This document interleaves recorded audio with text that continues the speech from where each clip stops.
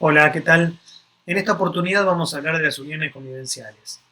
Por unión convivencial, el nuevo Código Civil y Comercial llama o regula lo que en algún momento fueron los concubinatos. Esta unión de dos personas en aparente matrimonio, que siempre se llamó concubinato, que tuvo, hasta la sanción del Código Civil y Comercial, cierta regulación en leyes aisladas. Mismo en el Código Civil tenía algunos artículos que hacían referencia. Brevemente, algún derecho a continuar la locación en la ley de locaciones urbanas, indemnización por daño moral en caso de fallecimiento del concubino, una indemnización por muerte del trabajador en el caso de su conviviente, también algunos derechos de pensión. Es decir, tenía normas aisladas, pero no mucho más que esto que estamos mencionando. Yo los dejo a que investiguen un poco los antecedentes históricos, pero vamos a avanzar acá en el análisis del Código Civil y Comercial. Lo que voy a hacer es ir mencionando los artículos del código. Ustedes pueden pausar el video, analizarlo y complementar con la explicación que vayamos a ir dando. Entonces, para comenzar, tenemos que mencionar los fundamentos del propio Código Civil y Comercial. Cuando uno lee los fundamentos del Código Civil y Comercial, va a ver que se le da un estatus jurídico a esta unión convivencial, a esta unión de dos personas, sean del mismo o distinto sexo, un marco legal que vamos a ver que tiene algunos aspectos salientes, beneficiosos y otros bastante criticables. Los fundamentos que se dan en el código tuvieron en cuenta el reconocimiento que se le da a las nuevas formas de familia. No tan nuevas, el concubinato es ancestral, pero digo, se le da un reconocimiento, ya un marco legal, una protección a la familia, a la vivienda familiar, a la pareja. Pero vamos a ver, yo soy muy crítico con este instituto, vamos a ir viendo algunos de los defectos que tiene la regulación.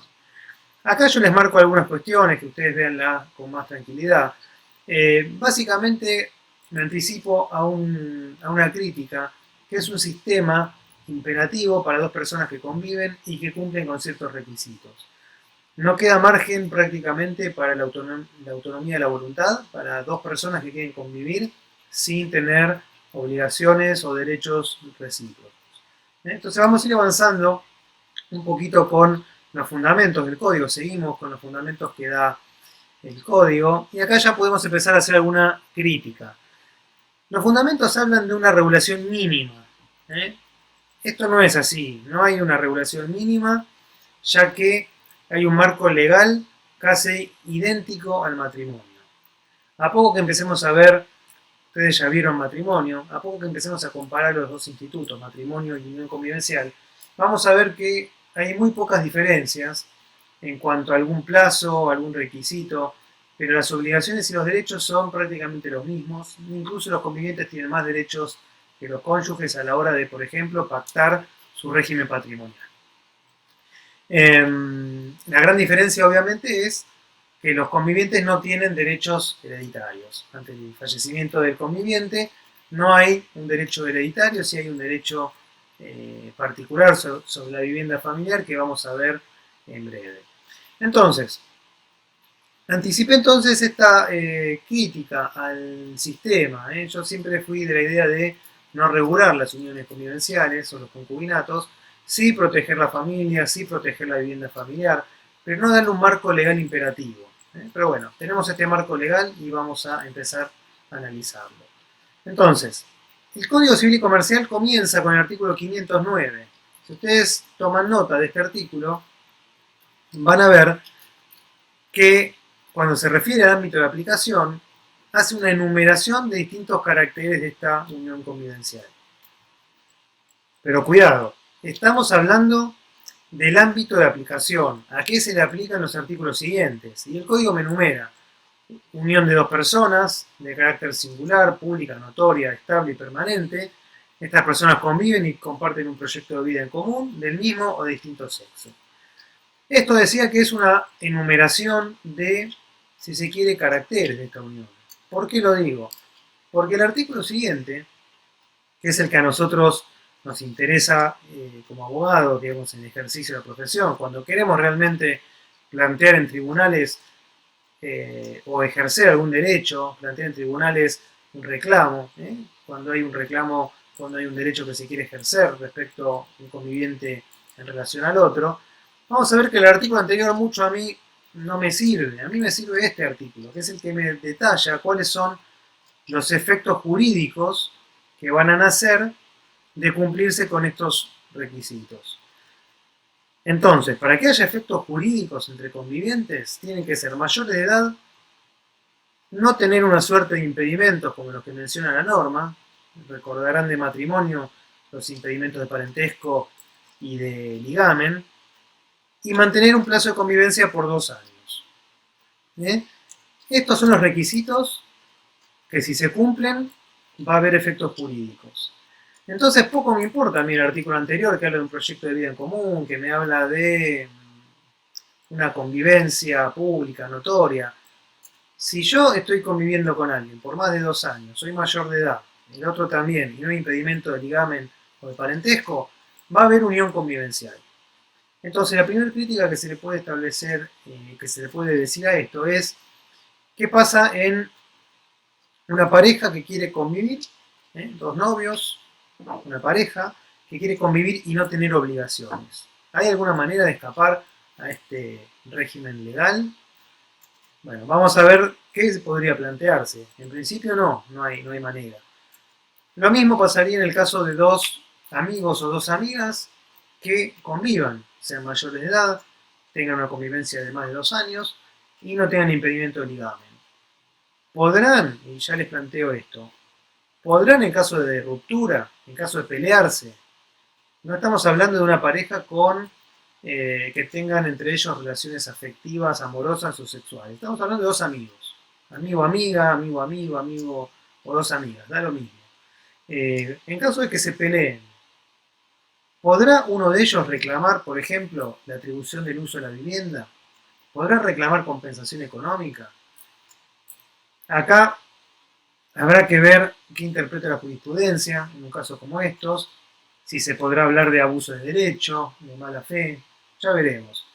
Pero yo les pongo este ejemplo ya prácticamente de reducción al absurdo para que ustedes vean lo problemático de la norma que está regulando justamente una situación de hecho.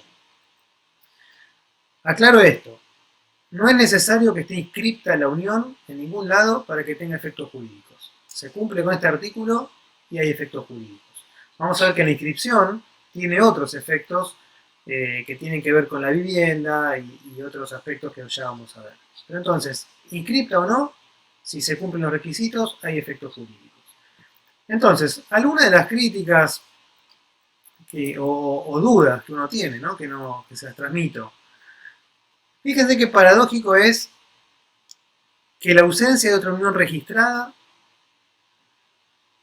me va a permitir que haya efectos jurídicos. O dicho de otra manera, si hay una unión registrada, esta unión a la cual yo quiero, o respecto a la cual yo quiero ejercer algún derecho, no va a existir, digamos. Serían como requisitos de existencia, si lo queremos hacer un paralelismo con el matrimonio.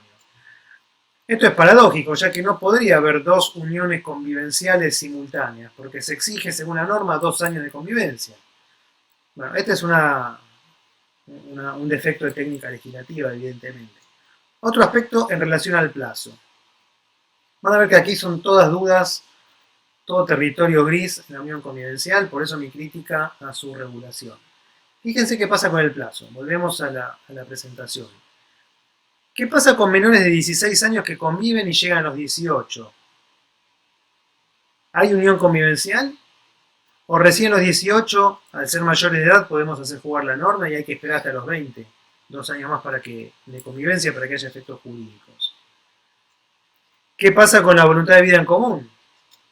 ¿Deben tenerla ambos convivientes o solo uno de ellos? ¿Qué pasa con los 2 años de convivencia? Cuando ya hay unión convivencial. No importa la edad de los convivientes. Los efectos son hacia adelante o hacia atrás. ¿Recuerdan quizá ex nunc o ex tunc? ¿Son retroactivos al inicio o parten digamos, de allí en más? Entonces me dirán, bueno, ¿cuánta vuelta? Pero es importante, porque cuando veamos la responsabilidad solidaria por deudas, quizá a mí un acreedor de un año atrás me viene a reclamar algo y yo puedo decir, no, un momento, recién cumplimos 2 años, ahora usted me está reclamando un crédito de hace, no sé, 6 meses, es de aquí para adelante. Como ven, esto también da lugar a muchas dudas. Ustedes, a esta altura, dirán, ¿me conviene, no me conviene convivir? Ustedes verán. Lo que yo les quiero decir es, tengamos en claro lo que la norma dice para que haya efectos jurídicos. Si yo tengo en claro lo que la norma dice, bueno, después puedo empezar a dudar o analizar, desmenuzar cada palabrita de la norma. Pero digamos, lo importante es saber qué dice la norma y cuándo hay efectos jurídicos. Después, obviamente, hay algunas cuestiones que nos van a generar bastantes interrogantes. Y aquí hay más. Fíjense. ¿Cómo puedo evitar, preguntaba yo hace un rato, cómo puedo evitar someterme a este régimen? Y bueno, la única manera de evitarlo es no cumplir con los requisitos del 510. Es decir, o convivo con alguien casado, o interrumpo la convivencia entre los 2 años, o alego en algún momento en que a mí se me quiera reclamar alguna obligación a cargo mío, plantear la inconstitucionalidad de estas normas porque están violando mi autonomía de la voluntad, mi libertad de formar una familia como yo quiero, etc. Se dan cuenta que es muy difícil escapar a esta normativa tan rígida. Hablamos recién de la registración. ¿Qué pasa con la registración? Y acá hay otra contradicción del código. El 511 me dice que la unión se inscribe en los registros que correspondan. Estamos hablando de los registros civiles, ¿no?, de cada localidad. Fíjense que dice solo a los fines probatorios. Esto se contradice con otro artículo que van a ver más adelante, que tiene que ver con la protección de la vivienda y el asentimiento respecto a actos de administración o disposición de la vivienda o de los bienes muebles que hay en ella. Hay mucha confusión con esto. La mayoría o mucha gente piensa que hay que inscribir la unión para tener derechos o para poder ser demandado o para tener obligaciones. Esto no es así. Como vimos, de cumplirse los requisitos del 510 ya hay unión convivencial. Si yo inscribo la unión, la ventaja que tengo es, primero, ya no hay duda de que hay una unión convivencial. Es una manifestación conjunta de ambos, la inscripción. Ya obtengo protección de la vivienda familiar y obtengo protección respecto a los actos que realice el otro en relación a la misma o a los bienes muebles que hay en ella. Fíjense que no es a los fines probatorios, ¿sí? Estará probada, obviamente, si hay inscripción, pero no es la única manera de probar que hay una unión convivencial. Vayan teniendo esto en mente porque hay mucha confusión al respecto. Fíjense que lo que decía recién, se puede probar por cualquier medio. Se puede probar por cualquier medio y la inscripción es prueba suficiente. El problema que tenemos es que no hay un registro unificado a nivel nacional que me diga, bueno, hay una unión registrada en Córdoba, o en Mendoza, o en Tierra del Fuego, o en Buenos Aires. Por lo tanto, uno podría tener varias uniones registradas, como puede haber varios matrimonios en distintas localidades, después veremos si es nulo, después veremos qué ocurre. El problema es que acá va a ser complicado porque se requieren 2 años de convivencia. Va a ser complicado que alguien conviva 2 años en distintas provincias simultáneamente. ¿Qué más? Hasta acá vimos los aspectos relacionados con la existencia y la prueba de la unión convivencial. Vamos a ver que los convivientes pueden realizar pactos, llamados pactos de convivencia, que van a regular sus relaciones personales y patrimoniales. Y en relación a los mismos, el código lo que me está diciendo es que no pueden dejar estos pactos de lado lo dispuesto por los artículos que ahí tienen ustedes, 519 y siguientes. ¿Y a qué se refieren estos artículos? Ustedes recordarán el régimen primario de normas, o cuando vimos régimen patrimonial, las disposiciones comunes a todos los regímenes, son cuestiones relativas a la responsabilidad solidaria, a la protección de la vivienda, a la compensación económica, al uso de la vivienda. Son normas de orden público que no se pueden dejar de lado. Quitando estas cuestiones, los convivientes son libres para pactar lo que ellos deseen en relación a los gastos del hogar, la administración que van a hacer de los bienes, la disposición, el régimen patrimonial en definitiva que ellos quieran adoptar. Entonces vemos que con el límite del orden público, los pactos de convivencia tienen, ustedes ven aquí abajo de todo, más derechos que los matrimonios. Algunas cuestiones yo acá les pongo para que ustedes lean con tranquilidad, las vamos a ir mencionando. Es decir, un matrimonio, recuerden, puede optar solamente por un régimen de comunidad o de separación de bienes. En cambio, en una unión convivencial yo puedo optar por una comunidad, una separación, una participación, pactar que todo lo que adquiramos de aquí en más será 70-30, 20-80, que durante tantos años no va a haber separación y a partir de ahí va a haber otro régimen. Yo puedo pactar lo que a mí se me ocurra, siempre sin dejar de lado este régimen primario de normas. Por eso yo le consigné ahí que en relación a lo patrimonial tienen más derechos los convivientes que los cónyuges. Estos pactos pueden ser modificados continuamente, pueden modificarse de mutuo acuerdo, obviamente, y el cese de la convivencia los extingue hacia el futuro. Acá lo que yo les aclaro, que lo que se extingue es el pacto, no son las consecuencias que derivan del pacto.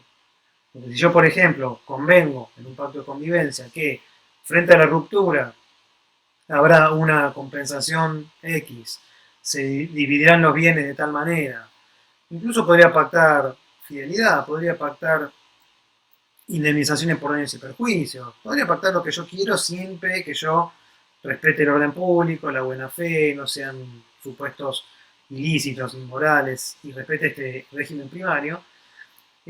Obviamente que si el pacto se resuelve por la ruptura, el pacto queda sin efecto, pero estas consecuencias yo las voy a poder exigir. Ahí el código no es muy claro al respecto, pero esto me parece que resulta obvio.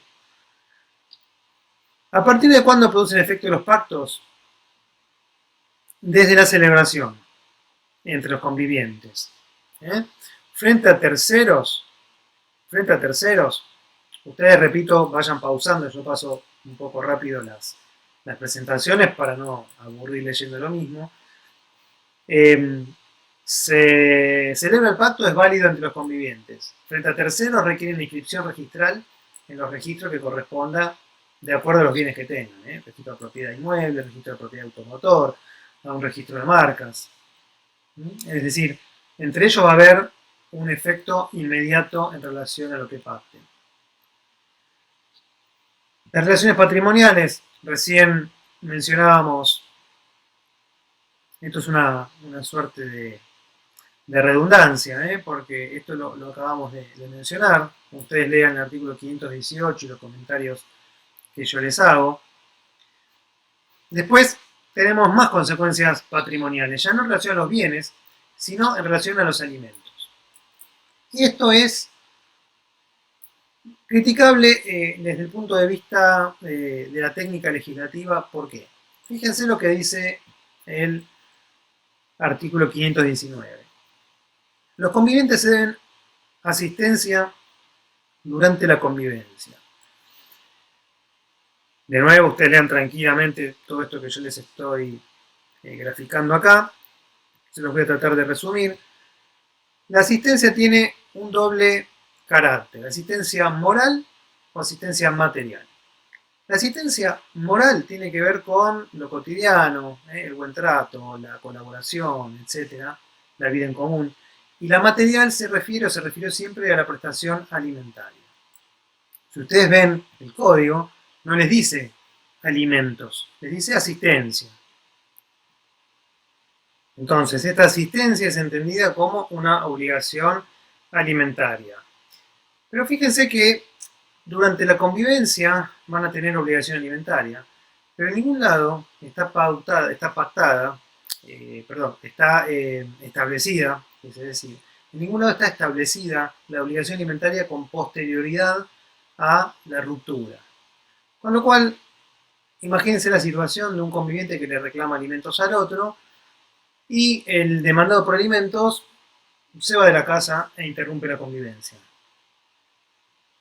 Se extingue la unión convivencial y no hay alimentos con posterioridad. Esto les demuestra que es un tanto ilusoria la posibilidad de reclamarle alimentos al conviviente, porque con solo interrumpir la convivencia, imagínense que un reclamo alimentario, durante la convivencia ya la pareja va a estar en una situación de una crisis bastante importante. Entonces, me parece que es bastante ilusorio este reclamo alimentario durante la convivencia, ya que no hay alimentos posteriores a la ruptura, como sí los hay en el caso del matrimonio, cuando hay una enfermedad o hay un estado de necesidad. Simplemente parecería ser una mera expresión de deseos que haya obligación alimentaria entre convivientes. Y paradójicamente, ya vamos a ver, el conviviente o el ex conviviente le debería alimentos al hijo del otro, como el carácter de ex progenitor afín, si convivió con alguien con hijos de otra persona. Luego aún de la convivencia, si ello le causa un perjuicio importante a este niño o niña. Fíjense esta paradoja. Entre ex convivientes no hay obligación alimentaria, pero sí hay alimentos a favor del hijo del ex conviviente. Una nota ahí de color para que ustedes vean algunas de las tantas contradicciones que tiene este código. En cuanto a los gastos del hogar, deben contribuir a los gastos domésticos que insuma esta convivencia. Esto también se aplica el mismo criterio. Sería ilusorio también pretender obligar al otro a colaborar con los gastos del hogar. Quizá esto se podrá llegar a plantear una vez disuelta la unión convivencial por la vía de reclamos en relación a la división de bienes. Pero durante la convivencia, obligar al otro a que contribuya legalmente o obligarlo a que pase alimentos, lo veo bastante poco probable. Siguiendo con las deudas. Y acá entramos en otro terreno que tiene mucha diferencia respecto al código anterior, que no tenía ningún tipo de regulación. ¿Qué pasa con las deudas? Las deudas obviamente son contraídas por cada conviviente, cada uno es responsable frente a su acreedor con todo el patrimonio, pero el que no contrajo la deuda tiene una responsabilidad solidaria en ciertos casos. Es decir, yo convivo con alguien, mi conviviente contrae deudas, él responderá por sus deudas y yo por las mías, salvo que hayamos pactado algo distinto en el pacto de convivencia. Supongamos que no pactamos nada, aparece un acreedor y me reclama a mí por una deuda que contrajo el otro. Bueno, habrá que ver qué tipo de deuda. Si la deuda no es para el sostenimiento del hogar, de los gastos del hogar, o el tema de las deudas por educación de los hijos y demás, todo lo que haga, digo y demás, me refiero a todos los gastos de esparcimiento, vacaciones, necesidades del hogar, ordinarias, por supuesto, y todo lo que tenga que ver con la crianza de los hijos. Si no son estos supuestos, yo me quedo tranquilo. Ahora, si son necesidades del hogar o educación de los hijos, van a ver que se responde solidariamente. Y esto es así, aunque esté inscripta o no esté inscripta la unión. No es necesario que esté inscripta. La inscripción dijimos que tenía que ver con la protección de la vivienda. Si yo convivo con alguien y son deudas para el sostenimiento del hogar, educación de los hijos, educación en términos amplios como mencioné recién, y yo voy a responder con todo mi patrimonio. Esto sí tiene una lógica de solidaridad familiar. Tiene una lógica, podrá ser objetable o no, pero tiene una lógica de por qué se estableció así. Vamos a la vivienda.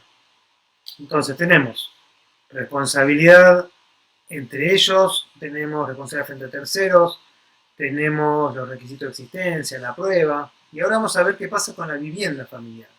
La vivienda, dijimos recién que si está inscripta la unión, va a tener una protección extra. Si no está inscripta, no va a gozar de esta protección. En tal sentido, el código establece en el 522 que esta inscripción va a ser nacer una necesidad de asentimiento del que no es titular para brindarla en cada oportunidad en que el titular de la vivienda quiera disponer de ella, grabarla, transportar bienes fuera de ella, bienes muebles indispensables, ¿eh? Y después puede autorizar, en el caso de que se oponga sin motivo, a brindar una suerte de asentimiento supletorio. Fíjense que esta protección, me habla ahí el código de la nulidad, en el caso de que no se respete o se enajene la vivienda sin asentimiento. Decíamos que esta vivienda no puede ser ejecutada por deudas posteriores a la inscripción, ¿eh? Con la salvedad de las deudas contraídas conjuntamente o anteriores. Entonces, hay un régimen de protección frente a los actos de asentimiento y un régimen de protección frente a los acreedores. No confundan esta protección de la vivienda con el régimen de vivienda de los artículos 200 y pico del Código Civil y Comercial, que son un sistema distinto de protección de la vivienda, similar a lo que en algún momento fue el bien de familia y que requiere de otros supuestos y otros requisitos. Acá estamos hablando de la vivienda familiar, que tampoco está definida y tenemos, como vimos al analizar el matrimonio, también algún inconveniente con determinar cuál es la vivienda familiar. Pero bueno, entonces, sepamos que inscrita la unión, la vivienda familiar goza de protección. Esta protección tiene estas características que ustedes están viendo, algunas las mencionamos recién. Ustedes analícenlo con tranquilidad. Estas son las cuestiones que recién yo les estaba mencionando. ¿Qué pasa con el cese de la unión convivencial? Hasta aquí, rápidamente, estuvimos analizando las principales cuestiones durante la convivencia. Y el cese puede ser una situación de hecho, o puede haber una orden judicial, una medida judicial que haga interrumpir la convivencia en un supuesto quizá de violencia. Pero lo usual es que sea una situación de hecho. El mero abandono del hogar, el mero retiro de un conviviente del hogar, una carta documento, una notificación o la baja de la inscripción, la baja de la inscripción en los registros. Recuerden que la inscripción tiene que ser conjunta y la baja o la anulación de esta unión convivencial puede ser unilateral. En caso de matrimonio, nueva unión convivencial. Esto es bastante difícil que ocurra, una nueva unión convivencial, cuando se requieren 2 años de convivencia y se me van a superponer las convivencias. Que se casen entre sí los convivientes por mutuo acuerdo o por muerte de un conviviente, muerte real o presunta. Entonces, este cese va a hacer nacer otros derechos. ¿Cuáles son estos otros derechos que van a darse, que van a nacer con el cese? Bueno, acá yo les estoy pasando también algo que estuve mencionando recién, algunas de las cuestiones conflictivas, ustedes véanlo, algunas de las paradojas que tiene el código. Aquí está más prolijamente redactado y fundado, pero es de lo que estábamos hablando recién, esta imposibilidad de tener superpuestas 2 uniones convivenciales, la existencia de varios registros, esto analícenlo ustedes. Y esto también que mencionábamos, antes de seguir avanzando con el tema de los efectos, esto que yo mencioné al principio, cómo hacer cesar la unión convivencial, o cómo en realidad hacer cesar los efectos, impedir que se me imponga un régimen imperativo. Bueno, con esto que decimos de interrumpir la convivencia, puede haber peleas y reconciliaciones. Como se dan cuenta, salvo que esté inscripta la unión, todas estas cuestiones de hecho van a ser bastante incierto el destino de algún reclamo judicial. Y ahora sí, vamos a los efectos del cese de las uniones convivenciales. Esto ya lo vimos al analizar el divorcio, también como efecto de la ruptura de la unión convivencial tenemos la compensación económica. Esta compensación económica, ustedes ya lo han analizado en las unidades anteriores de matrimonio, así que me voy a remitir a lo que ya hemos dado. Pero bueno, acá tienen un repaso de lo que es la compensación económica, cuándo procede, la fijación judicial y la caducidad. Ustedes van a ver que los requisitos, los presupuestos, son muy similares a los de la compensación económica regulada para el matrimonio. Acá la gran diferencia es que no puede ser fijada de manera indeterminada como en los matrimonios, sino que el alcance máximo va a ser lo que duró la unión convivencial. Simplemente la finalidad, para repasar un poquito, esto ya lo hemos visto, pero para repasar un poco, la prestación, el objetivo que tiene es restablecer un desequilibrio patrimonial. Recuerden que no son alimentos. Tiene que ver con analizar una foto de cómo comenzó la unión, una película de cómo se desarrolló, una foto del final y analizar quién quedó en una situación más ventajosa. Como vimos recién en el artículo, quién se sacrificó por el otro, quién relegó sus actividades comerciales, económicas, académicas, para que el otro crezca patrimonialmente o comercialmente. Entonces, la gran diferencia que tiene la compensación económica de la unión convivencial con la del matrimonio es el plazo de duración. Así que nos vamos a remitir a lo que ya vimos en relación a la compensación económica y les voy a dejar en la descripción del video un link a dos artículos sobre el tema para que ustedes puedan ampliarlo. También respecto al uso de la vivienda, hay derechos que tiene un ex conviviente frente a la ruptura. ¿Qué va a ocurrir? Acá también ustedes pausen el video y analicen el artículo 526.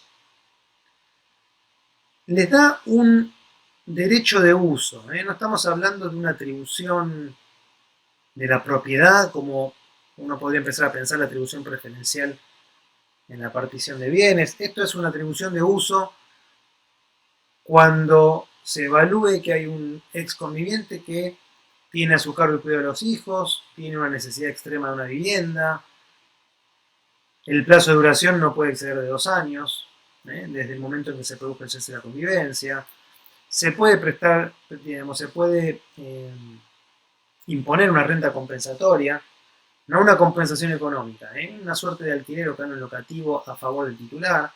Pero fíjense que no importa si la vivienda está alquilada incluso, y el que se retira es el que firmó el contrato de locación, va a subsistir este contrato e incluso las garantías van a seguir vigentes. Esto sí es un poco bastante objetable porque creo que a continuación yo lo menciono. Sí, acá hay una de estas cuestiones que estamos hablando. Hay un fuerte límite al dominio. Es demasiado vago y amplio esto de la extrema necesidad.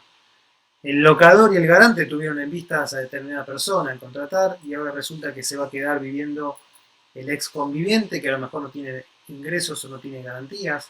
Esto también podría ir en perjuicio de los terceros.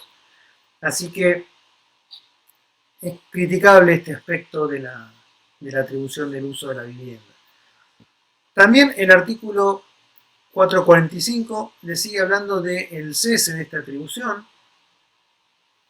Las causas de indignidad, es decir, ustedes acá yo se las resumo, son todas afrentas o son todos actos dolosos de maltrato, de ingratitud, acusaciones frente al otro. Esto haría cesar la atribución de la vivienda.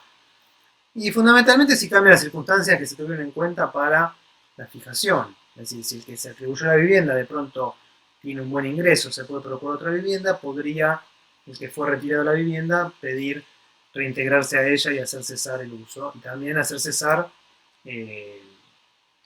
digamos, quien se va a retirar, también podría hacerlo para hacer cesar el pago del canon locativo que estaría pagando. La muerte del conviviente es otro aspecto a tener en cuenta. Dijimos al principio que la gran diferencia entre la convivencia y el matrimonio es que no hay derechos hereditarios. En las distintas jornadas nacionales, en distintas ponencias, artículos, se viene hablando de la posibilidad de incluir al conviviente como un heredero. En distinto orden, todavía no hemos visto sucesiones, pero en distinto orden, con distintos derechos, con distintas cuotas sobre la herencia. Esto después vamos a analizarlo en sucesiones. Pero lo cierto es que no tiene derechos hereditarios. El único derecho que surge con la muerte del conviviente, a favor del viudo, digamos, del conviviente supérstite, es la atribución de la vivienda. Por 2 años posteriores a la muerte se puede o puede obtener este derecho real de habitación gratuito, que en el matrimonio puede ser, es vitalicio y gratuito. Acá tiene un alcance de 2 años, está limitado a 2 años, y este es el único derecho que no es sucesorio, sino que es un derecho real que nace con el fallecimiento. Está, insisto que no vimos sucesiones, pero está desvinculado del llamamiento hereditario. Después vamos a aclarar bien qué es esto más adelante. En el caso de la muerte, entonces, hay que acreditar. Acá, bueno, acá primero estoy hablando de esta diferencia que les mencioné recién, y hay que acreditar que carece de una vivienda propia, que era el único titular de dominio quien falleció, porque si está en condominio no tiene este derecho. Supongamos que la casa era de su conviviente fallecido y de los hermanos. En este caso no podría habitarla. Y tiene que acreditar que esa fue la sede de la vivienda o el hogar familiar. Son estos 3 requisitos y ya tiene este derecho real de habitación. Recordemos el límite de 2 años. Para distribuir los bienes, otro efecto patrimonial. En principio, cada uno conserva lo que llevó a la convivencia. Es decir, ustedes analicen también todo esto que yo acá les estoy consignando, pero básicamente el concepto sería el siguiente. Lo que cada uno llevó a la unión convivencial va a quedar en el patrimonio del que lo llevó. No se va a compartir ni repartir nada, salvo que haya un pacto de convivencia que establezca un régimen patrimonial. O, salvo que se alegue, como dice el artículo, el enriquecimiento sin causa, la interposición de persona y otros institutos que pudieran corresponder. Tradicionalmente, cuando se disolvía un concubinato, era muy frecuente el planteo de división de bienes con fundamento en una disolución de una sociedad de hecho. La mera convivencia, el concubinato por sí, siempre dijo la jurisprudencia, no hacía nacer una sociedad de hecho entre los concubinos. Había que acreditar y probar un aporte de bienes y una distribución de las ganancias, digamos, como si fuera, y de las deudas, un soporte de las ganancias y las pérdidas, como si fuera una auténtica sociedad de hecho. Para resolver esto, el código me dice que, si bien no se van a repartir los bienes, se puede echar mano a los institutos de enriquecimiento sin causa o cualquier otro. O sea que yo podría seguir planteando que una sociedad de hecho no nace automáticamente, esto tengamos en cuenta. Podría alegar que mi ex conviviente compró bienes con dinero que era mío, simplemente probando mis ingresos y los del otro. La interposición de personas, los testaferros, actos simulados. De cualquier manera yo podría probar que lo que él tiene en realidad es mío, o que lo compramos entre los dos, probar los aportes. Es decir, por cualquier medio de prueba yo puedo dividir ciertos bienes. Pero mientras yo no pruebe esto, cada conviviente va a conservar lo que llevó a esta convivencia. Y hasta aquí llegamos. De una manera, abuelo de pájaro, un poco rápido, hemos visto lo principal de la unión convivencial. De nuevo, les insisto en leer este tema por los manuales, por los tratados, por la doctrina especializada, buscar jurisprudencia. Aquí simplemente hemos tratado de dar una visión del tema y marcarles algunas de las cuestiones salientes. En lo que a mí respecta, tengo más dudas que otra cosa en relación a cómo en la práctica se van a ir resolviendo estos temas. Como ven, sería simple solucionarlo diciendo, bueno, con la inscripción nacen tales y cuales derechos. Pero dejar de nuevo a una tamaña regulación imperativa, a tener que probar circunstancias de hecho, es bastante, me provoca un terreno bastante sinuoso, judicial, un panorama bastante sinuoso en tribunales para poder ejercer estos derechos. La ventaja de inscribir la unión va a ser eliminar todo este tema probatorio y de dificultad de cuándo comenzó, de en qué momento hacemos el corte de la adquisición de los bienes. Y si está inscrita, obviamente también voy a tener protección de la vivienda. Entonces, por ahora me despido y espero que avancen en el estudio de estos temas, que planteen las dudas que quieran en los comentarios a este video. Y bueno, en próximos videos vamos a ir avanzando con el programa de la materia. Hasta luego.